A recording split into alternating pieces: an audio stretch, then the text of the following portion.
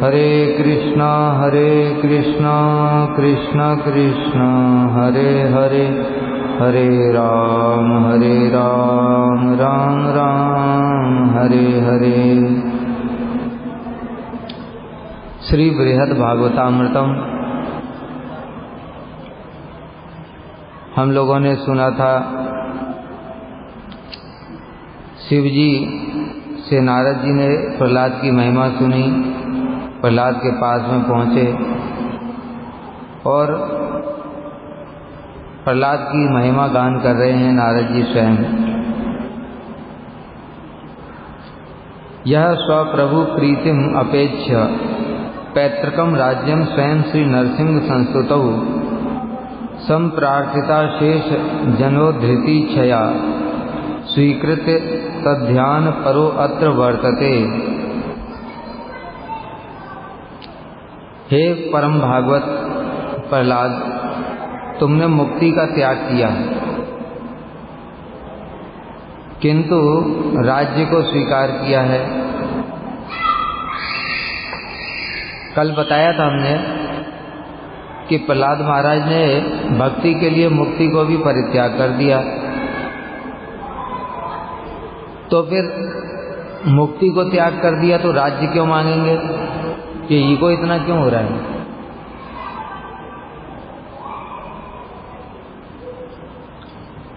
क्योंकि लोग राज्य को भी छोड़ करके मुक्ति की कामना करते, जगत के राज्य वैभव लक्ष्मी ऐश्वर्य सब कुछ छोड़ करके मुक्ति की कामना करते हैं। लेकिन प्रहलाद के बारे में देखा जा रहा है कि एक तरफ तो वो भक्ति मांग रहे हैं मुक्ति को छोड़ करके, और दूसरी तरफ में फिर राज्य भी ग्रहण कर रहे हैं। तो फिर तुमने राज्य क्यों ग्रहण किया? मान लो कोई प्रश्न करे तो कह रहे हैं श्री नारद जी, जो तुमने राज्य ग्रहण किया वह केवल अपने प्रभु की प्रसन्नता के लिए ही किया।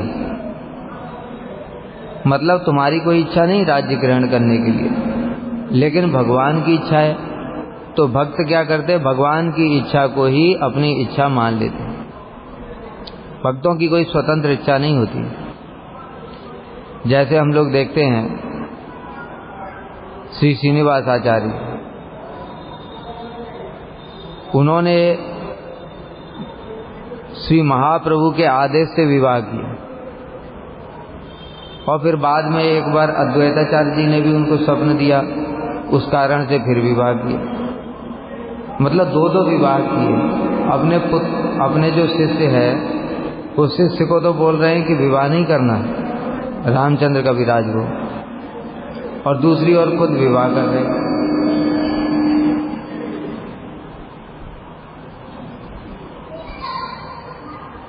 तो ये उन्होंने क्यों किया? क्योंकि उनके प्रभु की इच्छा थी। इसी प्रकार से यहाँ समझना पड़ेगा कि भगवान की इच्छा है, इसलिए प्रहलाद ने राज्य को स्वीकार किया, नहीं तो उनकी अपनी कोई भी इच्छा नहीं है राज्य भोग करने की।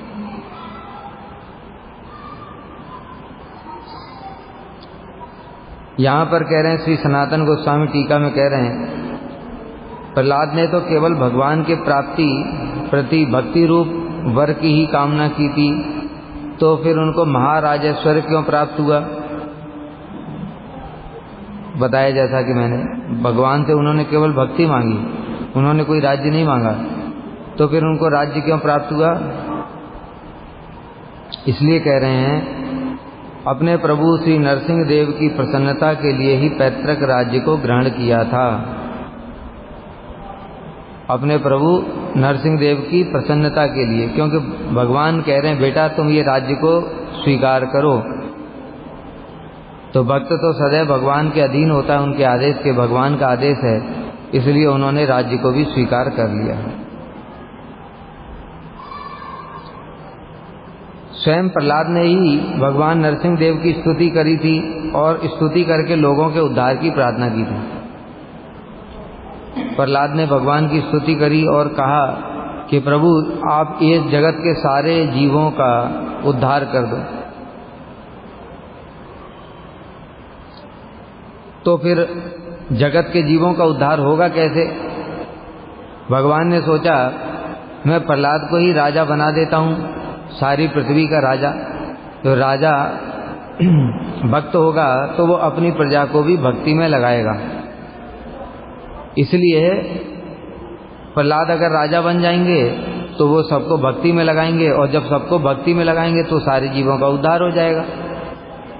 इसलिए भगवान ने आदेश दिया कि ठीक है, अगर तुम सारे जगत के जीवों का उद्धार चाहते हो तो तुम जाकर के राजा बन जाओ, राज्य को ग्रहण करो।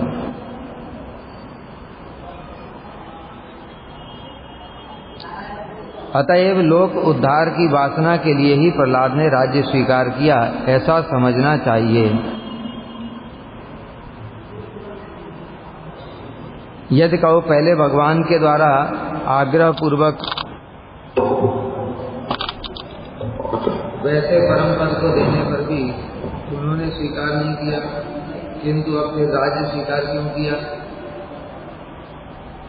स्वयं प्रहलाद महाराज ने समस्त प्राणियों के दुखों से कातर होकर उनके उद्धार के लिए प्रार्थना की थी, और उसी उद्धार कार्य के संपूर्ण करने के लिए ही उन्होंने राज्य को स्वीकार किया।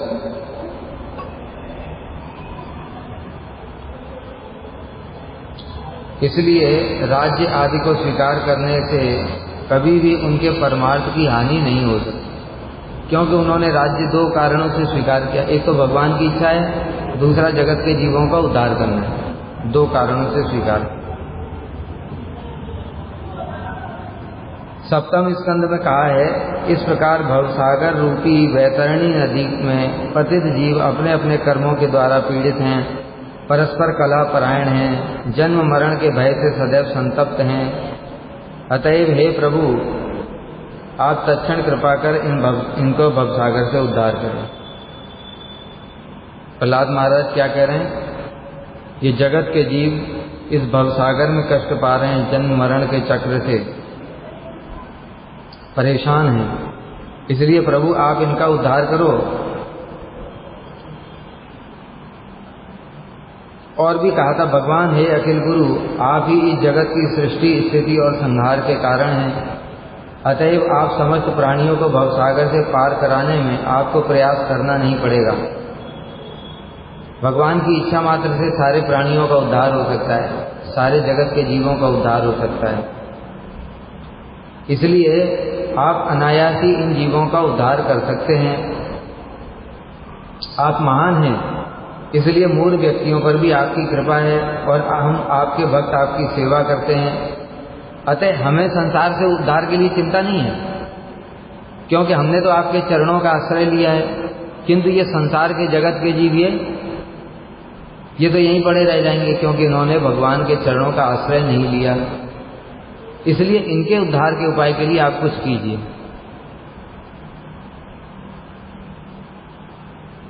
क्योंकि आप ही विश्व की उत्पत्ति, स्थिति और प्रलय के कारण हैं, इसलिए आपके लिए कुछ भी कठिन नहीं है। मतलब ये कार्य बहुत कठिन है। अरे सारे ब्रह्मांड के जीवों का उद्धार करना तो बहुत दूर की बात है, एक जीव का उद्धार करना कितना मुश्किल है। श्रील प्रभुपाद कहते हैं, एक जीवात्मा के उद्धार के लिए लाखों गैलन खून खर्च करना पड़ता है। कैसे देखो, हम लोग देखते भी, हमारे गुरुवर्ग ने कैसे, श्रील प्रभुपाद ने स्वयं क्या किया। जगत के जीवों को शिक्षा देने के लिए भजन कैसे करना चाहिए, स्वयं 100 करोड़ नाम यज्ञ किया 10 साल में। उसके पश्चात में चांद्रायण व्रत पारण किया, वैराग्य दिखाने के लिए कि बद्ध जीवों को वैराग्य भी करना पड़ेगा। चांद्रायण व्रत क्या होता है? चंद्रमा की कलाओं के अनुसार भोजन करना पड़ेगा। चंद्रमा की कलाएं जब बढ़ रही हैं, आज मान लो प्रतिपदा है तो 1 ग्रास, द्वितीया को 2 ग्रास, तृतीया को 3 ग्रास, ऐसे पूर्णिमा को 15 ग्रास। फिर घटने लगा चंद्रमा की कला तो फिर 14, 13, 12 ऐसे करके एक अमावस्या को कुछ भी नहीं। इसको कहते हैं चांद्रायण व्रत। और वो भी कैसे, हाथ से उठा करके ऐसे भर भर के बड़ा बड़ा कौर मुंह में नहीं देना है। गोग्रास, श्रील प्रभुपाद जी का जो स्थान है भजन कुटी चैतन्य मठ में, वहां पर वो पत्थर रखा हुआ है अभी भी, उसके ऊपर में रख देते थे दाल चावल मिला करके, और मिला करके वो गाय की तरह एक बार में जितना मुख में आया 2 बार में ऐसे करके जितना ग्रास खाना ऐसे करके करते। तो इसलिए सोचो उन्होंने जो अपना ये चांद्रायण व्रत किया, 10 साल में 100 करोड़ नाम यज्ञ किया, ये किस लिए किया? जगत के जीवों का उद्धार करने के लिए। शिक्षा ग्रहण करें, मैं आचरण करके दिखाऊंगा तब तो लोग करेंगे। अपना खून खर्च कर रहे हैं किस लिए? जगत के जीवों के उद्धार के लिए। फिर उसके बाद में मठ बनाया। मठ बनाना क्या आसान बात है, कैसे कैसे धन इकट्ठा किया उन्होंने, खुद मेहनत किया प्रचार के लिए, दिन रात अथक परिश्रम करते प्रचार में जाकर, अपने शिष्यों को भेजा, शिष्यों को सारे दिन हरि कथा सुना सुना करके उनको ट्रेनिंग दिया, और फिर उसके बाद शिष्यों को भेजा, खुद भी अपना खून खर्च कर रहे हैं, फिर शिष्यों से भी करवा रहे हैं। इस प्रकार से इतना जगत में सारे विश्व में प्रचार हुआ। तब इतने सारे बद्धजीव जाकर के हम लोग देखते हैं हरि नाम कर रहे हैं, वो भी अभी उद्धार नहीं हुआ उनका, अभी उसमें भी फिर उनके एक एक जीव के अपने अपने अनर्थ हैं। एक तो वैसे ही कितने कम जीव हैं जो भजन करने वाले, उसमें भी उनके अनर्थ हैं, अपराध हैं और दुनिया भर की चीजें। इसलिए सोचो एक जीवात्मा का पूरा उद्धार करने के लिए फिर वो प्रभुपाद जी दूसरों को प्रेरणा दे करके भेज रहे हैं, जैसे हमारे गुरु जी को फिर भेजा, फिर उन्होंने हमारे जैसे जीवों का उद्धार करने के लिए फिर उन्होंने 90 साल की उम्र तक कितना अथक परिश्रम किया, ग्रंथ लिखे, सब कुछ किया। कितना खून खर्च करना पड़ता है जीवात्माओं के उद्धार के लिए। तो इसलिए कह रहे हैं कि एक जीवात्मा के उद्धार करना भी जगत से बड़ा मुश्किल काम है, लेकिन आप भगवान हैं, आपके लिए कुछ भी कठिन नहीं है।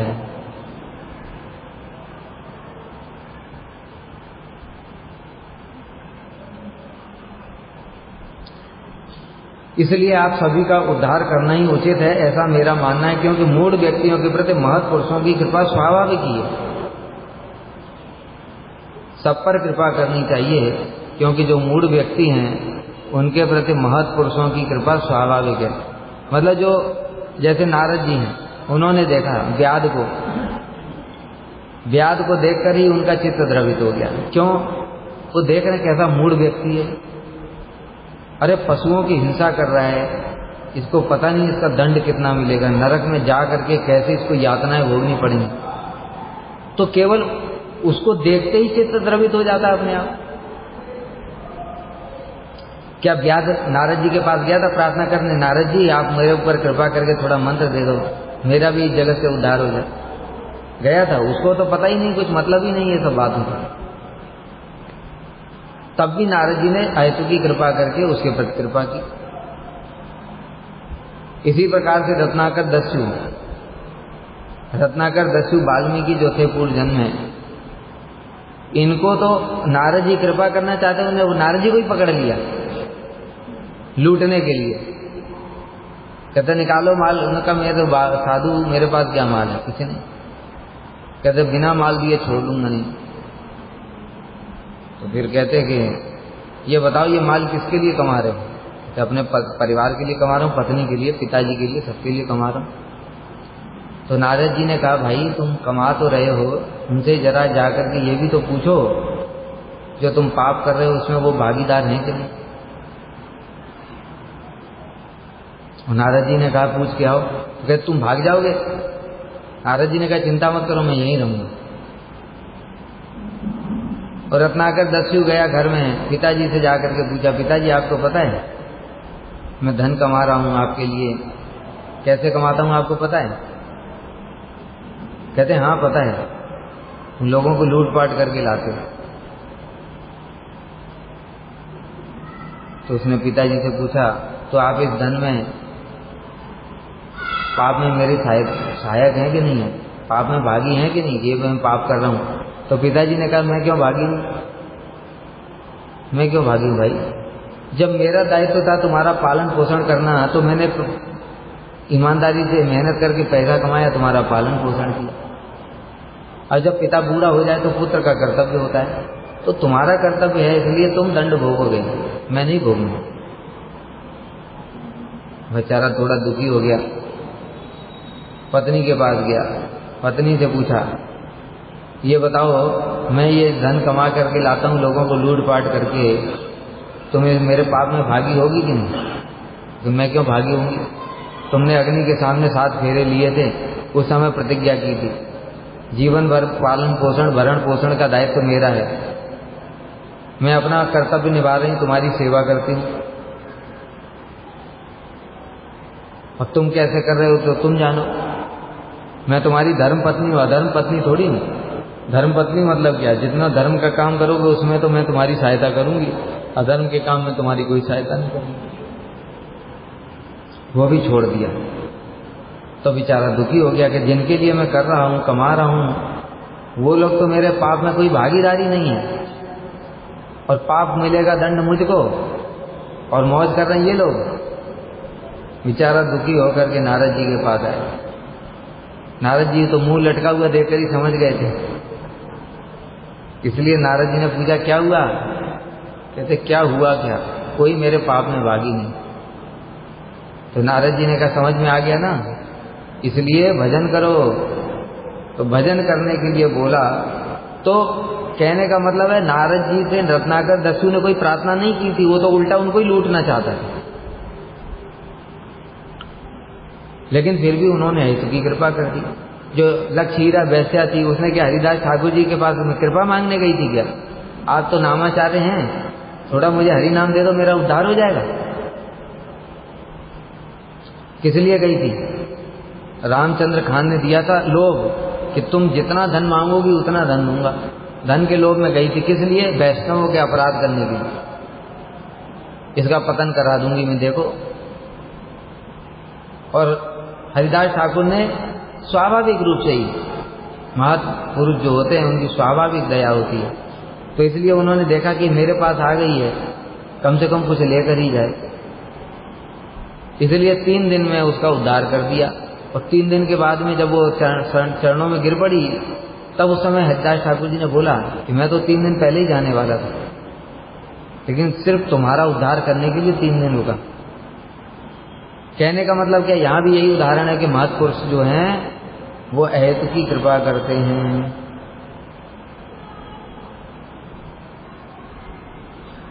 यदि भगवान कहें कि मैं तुम्हारा और तुम्हारे संबंधित लोगों का उद्धार करूंगा, जैसा भगवान ने बोला भी था कि 21 पीढ़ियों का उद्धार कर दूंगा, हो गया तुम्हारी 21 पीढ़ी। तो कह रहे हैं कि देखो, और भगवान कहें कि तुम जगत के लोगों का उद्धार क्यों करना चाहते हो? तो प्रहलाद जी कह रहे हैं हमें हमारे उद्धार की चिंता नहीं है, क्योंकि हम तो आपके भक्तों के भक्त हैं, दासों के दासानुदास।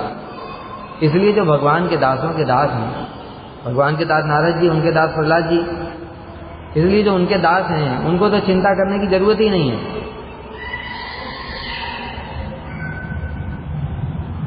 लेकिन जो भगवान के दास नहीं बने हैं उनको चिंता करनी पड़ेगी, क्योंकि उनको नरक में जाना पड़ेगा।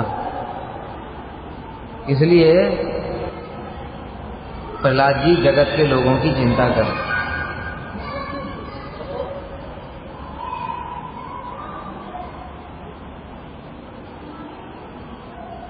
यह पीतवासो अंग्र सरोज दृष्टि गच्छन वनम नैमिषं कदाचित नारायणे अवतो सितेन प्रोक्तस्तया हंत सदा जितो अस्मि।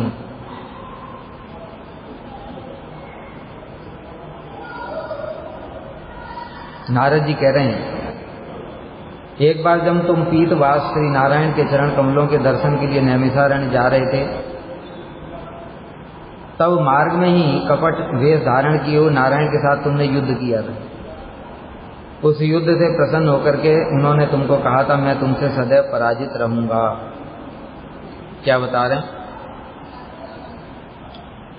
एक बार प्रहलाद महाराज की इच्छा हुई भगवान के दर्शन करने।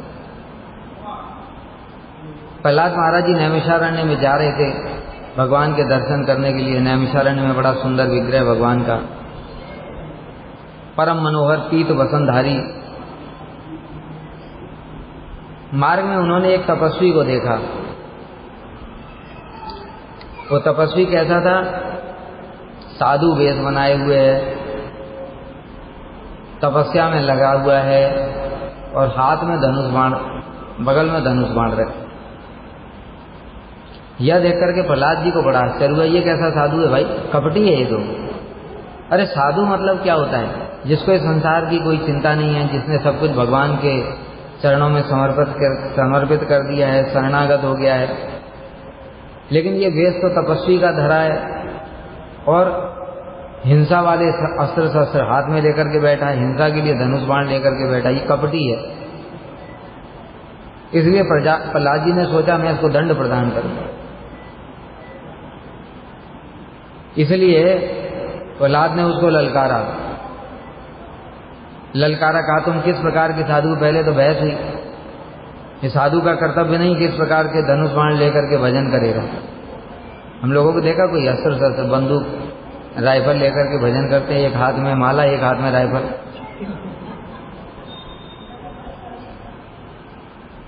तो इसका तो लेकिन ऐसा ही है कि तपस्या कर रहा है और ऊपर से धनुष बाण साथ में लिए।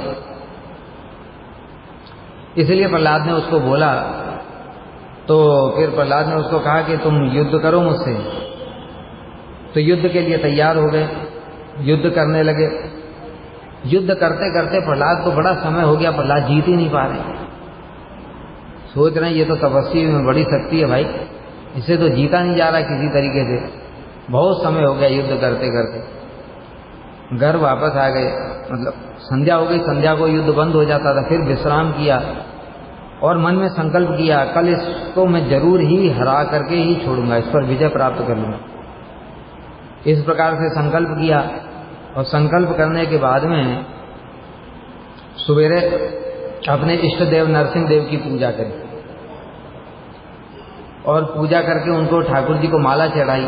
प्रहलाद जी ने माला पहनाई और प्रार्थना करी कि आज मेरी विजय हो जाए।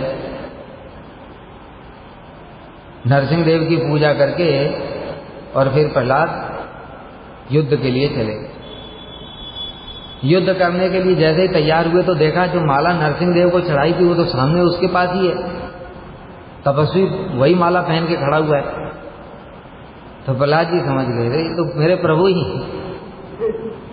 तभी तो जीत नहीं पा रहे थे। अरे जीतेंगे कैसे, भगवान है वो, नरसिंह देव से युद्ध हो रहा है। तो इसलिए जब उन्होंने देखा कि जो माला ठाकुर जी को चढ़ाई थी वही तो तपस्वी पहन के खड़ा हुआ है, तो प्रहलाद उनके चरणों में गिर पड़े, शरणागत हो गए। और फिर लेकिन उन्होंने फिर अपनी प्रतिज्ञा भी बताई। भगवान ने उनके शरीर के ऊपर जैसे पहले हाथ फेरा था ऐसे प्रेम किया उनको। और युद्ध में जो इतना थक गए थे, मतलब भगवान से युद्ध कर रहे हैं, तो प्रहलाद जी को बड़ा परिश्रम हो गया था ना, थक गए थे बहुत बुरी तरीके से। भगवान ने अपने कर कमलों के स्पर्श से सारी थकान मिटा दी। सब कुछ हुआ, लेकिन प्रहलाद जी ने फिर अपनी प्रतिज्ञा बताई कि प्रभु मैं तो सुबह प्रतिज्ञा करके आया हूं कि आपके ऊपर विजय प्राप्त कर लूंगा। तो भगवान हंसने लगे और हंस करके कहते हैं प्रहलाद मैं तो पहले ही तुम्हारे युद्ध कौशल से अत्यधिक प्रसन्न हूं और यह एक आनंद का विषय है कि तुम सदैव मुझ पर विजय प्राप्त करते रहते हो। तुम्हारी तो मेरे ऊपर सदा ही विजय है, इसलिए और विजय क्या प्राप्त करना। ये युद्ध धनुष बाण में कोई विजय प्राप्त करने की जरूरत नहीं, तुमने तो पहले ही मुझे भक्ति के द्वारा जीत ही लिया है। प्रायसो अजित जितो अपयसी रहस्य लोक्याम। तो इस प्रकार से भगवान ने ये बताया है स्वयं ही कि मैं तुम्हारे द्वारा, मतलब प्रहलाद जैसे भक्तों के द्वारा जीत लिया गया हूं। ये बात भगवान ने स्वयं स्वीकार की। तो इस प्रकार से नारद जी बता रहे हैं प्रहलाद की महिमा। उसके बाद में परीक्षित उवाच एवं वदन नारदो असौ हरि भक्ति रसाणवः तन्नर्म सेवको नित्यं जितम अस्माभि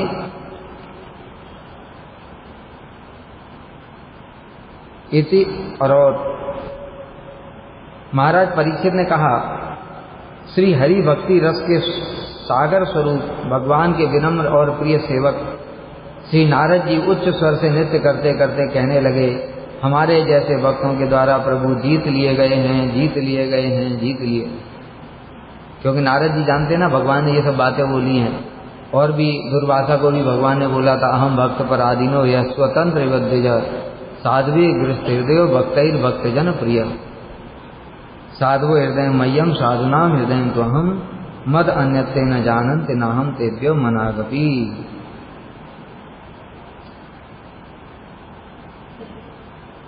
श्री नारद उवाच भो वैष्णव श्रेष्ठ जितस्त्वयेति किं वाच्यं मुकुंदो बलिनापि निर्जितः पौत्रेण दैतेय गणेश्वरेण ते संरचितो द्वारि तव प्रसादतः।